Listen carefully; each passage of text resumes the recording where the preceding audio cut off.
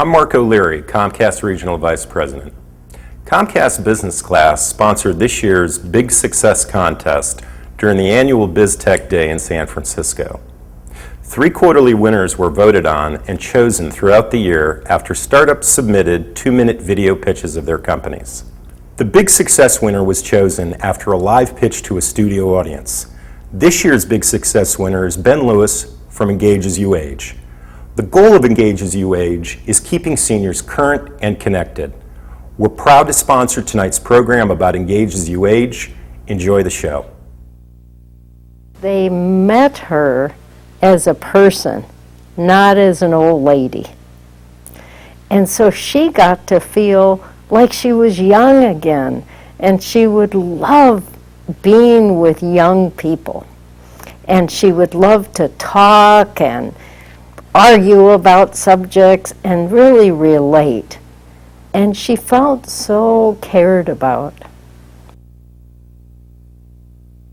I knew that Anna was being well taken care of because the quality of the people that Ben brought were extraordinary. They were lively, they were intelligent, they were well-read, they were really people that could relate to Anna. Hi, I'm Mary Feely, and for the next half hour you're going to meet some extraordinary people who were brought together by an innovative Bay Area company, Engage As You Age. Engage As You Age creates intergenerational connections between homebound seniors and those who share their passions.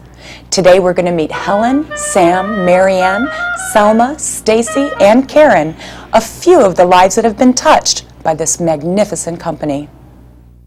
Engage As You Age began about 4 years ago when I began visiting a 91-year-old woman named Anna. My background was in African American history, and she was an old lefty, so we just really connected from the get-go. I'd come in and read to her Lyndon Johnson biographies. I'd help her write letters to the editor, which were getting published in the Chronicle.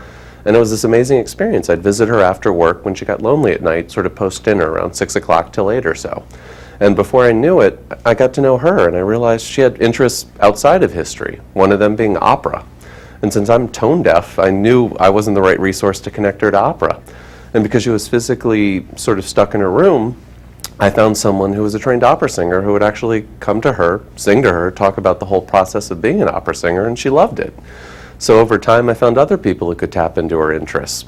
And it was this back and forth. She would give people guidance about, romance and sort of life decisions, and they'd come back and sort of show her these neat gizmos and gadgets that would connect her to her friends and family via email and other things.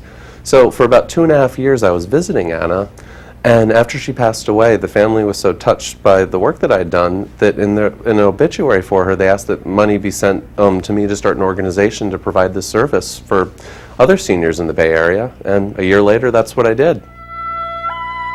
You've worn a lot of hats in your lifetime, including a hospice counselor. How do you think all of your experience has lended to Engage As You Age? I think they all gather together to serve the purpose of supporting people to be active and to be present in their lives now, so that my activity and my looking out into the world, I encourage people to develop the capacity for new experiences, whether they are elders or aged or ill or at home, that there is that possibility of creating ways of being engaged and involved in a very active life, whether it's mental, physical, or whatever.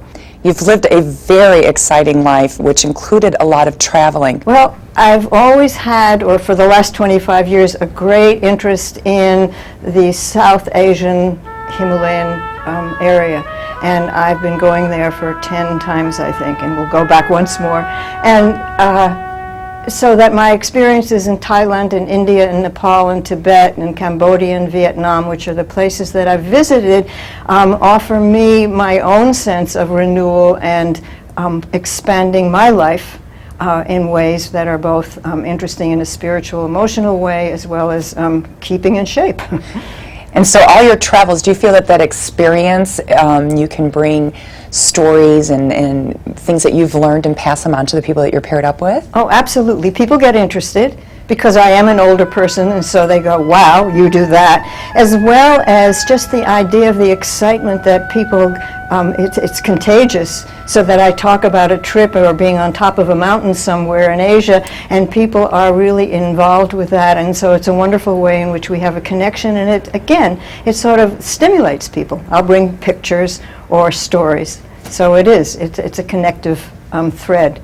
So how do you feel about the people that you've been paired up with? Well, it's been a wonderful experience, and watching people change and watching people respond to the stimulation of having somebody like myself come in from the outside. So the family members are familiar to these people, and a new face and a new kind of breath is what really wakes people up, I think, and also forming relationships with new people is really helpful to those who we are serving.